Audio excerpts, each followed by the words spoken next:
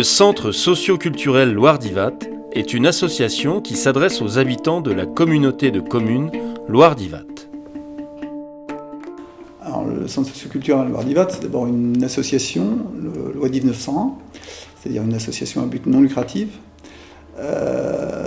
composée d'un CA, où siègent 16 bénévoles, et d'un bureau, lui composé de 10 bénévoles, pour accompagner et orienter l'association. Le centre socioculturel fonctionne au quotidien grâce à plus d'une centaine de bénévoles et puis une trentaine de salariés, dont 9 permanents. Notre association s'inscrit dans une démarche d'éducation populaire, comme tous les centres de France, centres sociaux en France, il y en a plus de 2000, animés par les mêmes valeurs.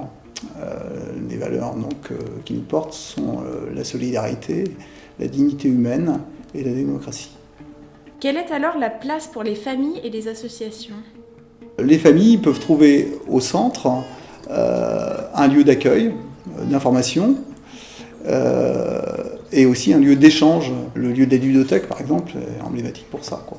Le CSC est un lieu aussi pour les associations où elles peuvent échanger et aussi partager ensemble.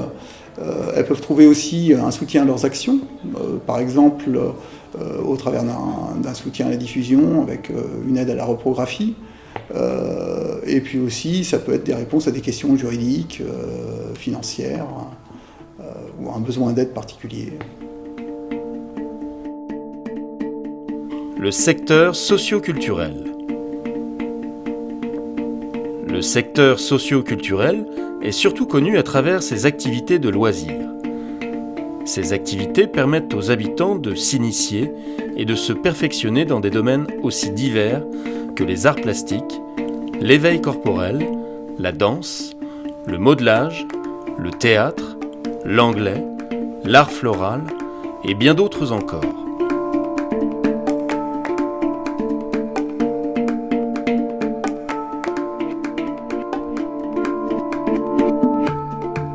L'association soutient aussi la diffusion artistique, soit en exposant des artistes dans le hall du centre, soit en organisant des expositions extérieures, comme l'art au jardin.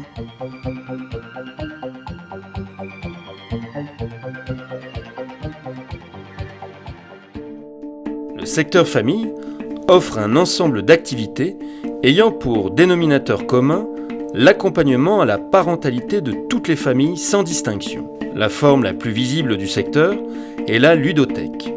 C'est d'abord un espace de jeu sur place et un service de prêt, ainsi qu'un lieu d'événements comme les soirées-jeux ou la fête annuelle du jeu.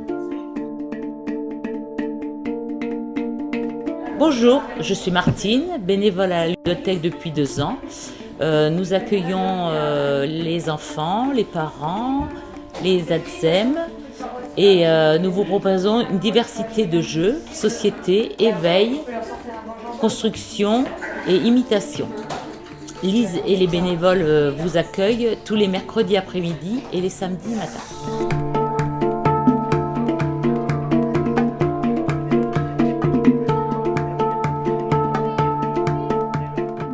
Alors là, nous nous trouvons dans la salle Topaz où tous les mercredis matins a lieu l'ouverture pour les 0-6 ans et leurs accompagnateurs.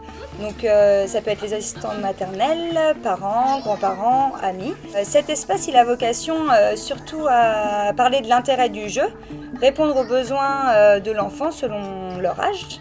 Il a aussi vocation à la socialisation des enfants et aussi permettre un espace où les parents, les grands-parents peuvent se rencontrer. On a aussi vocation à encourager le parent à laisser faire l'enfant, à l'encourager vers l'autonomie, à faire confiance à son enfant pour que lui-même ait confiance en lui.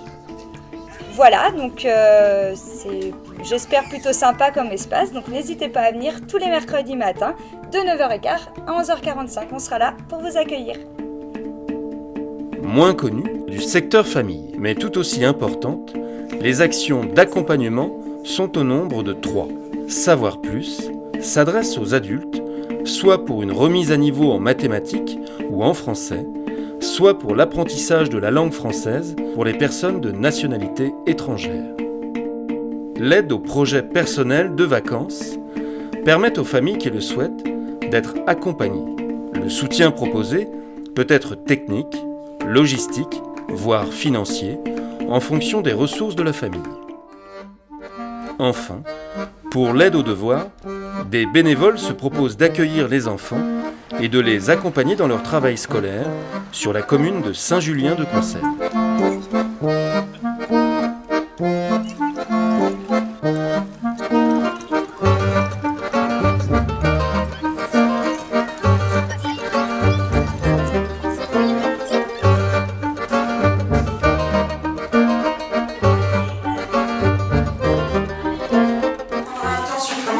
Pour les jeux et les devoirs, mais là on va juste manger, discuter, ça marche hein. Les bénévoles. Voilà. Et où est-ce qu'on les retrouve les bénévoles? Voilà, Ici. mais non, pour le pédibus on les retrouve où? On les retrouve devant l'école. Merlin, vas-y, rajoute la règle magique. Et quand on dépasse le tunnel, on peut courir et jusqu'à la porte. Voilà. Alors pendant que vous finissez d'écouter, je vous dis avec qui chacun va travailler. Jean-Pierre, vous savez qui est Jean-Pierre? Il est où Jean-Pierre? Non. Je vous l'ai présenté tout à l'heure. Vous avez eu 2 fois la présentation de Jean-Pierre. Jean-Pipi.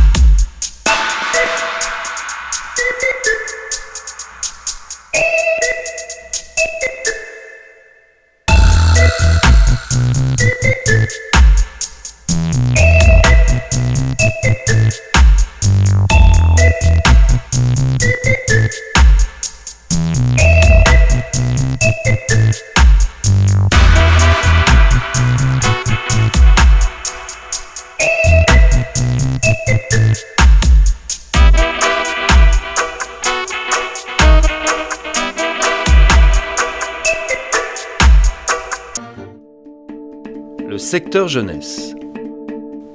Au sein de l'association, le secteur jeunesse est symbolisé par le PIGE, Point Information Jeunesse. Cet espace de documentation et d'accompagnement s'adresse aux jeunes de 15 à 25 ans. Sur place, ils peuvent trouver des informations dans les domaines allant de l'emploi au loisir, en passant par la formation continue ou la mobilité internationale. Parmi les autres actions, on peut citer le babysitting. Le PIGE tient à la disposition des adultes une liste de jeunes babysitters. Le service babysitting accompagne et forme les jeunes dans l'apprentissage de garde d'enfants. Le Mur du Son est une web radio destinée aux jeunes. Cette radio permet aux adolescents de réaliser des émissions autour de leur centre d'intérêt et d'être informés à travers des émissions thématiques réalisées avec des partenaires comme le planning familial ou la mission locale.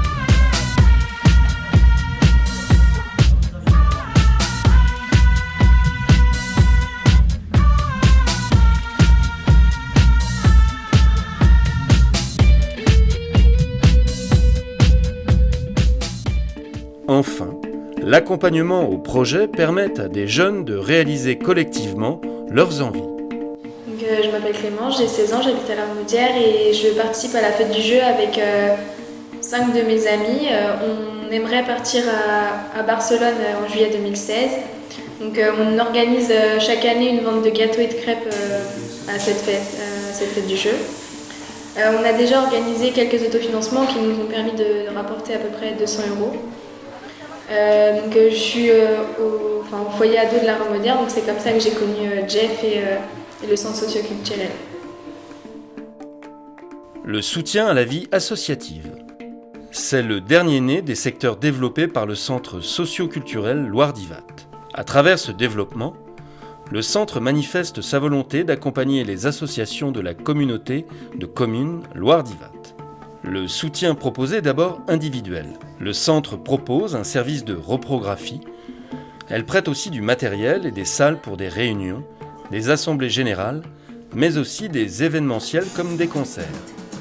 Le soutien est aussi collectif, une fois par trimestre, avec le Café des associations qui réunit les bénévoles pour un temps d'échange et d'information sur un thème de la vie associative.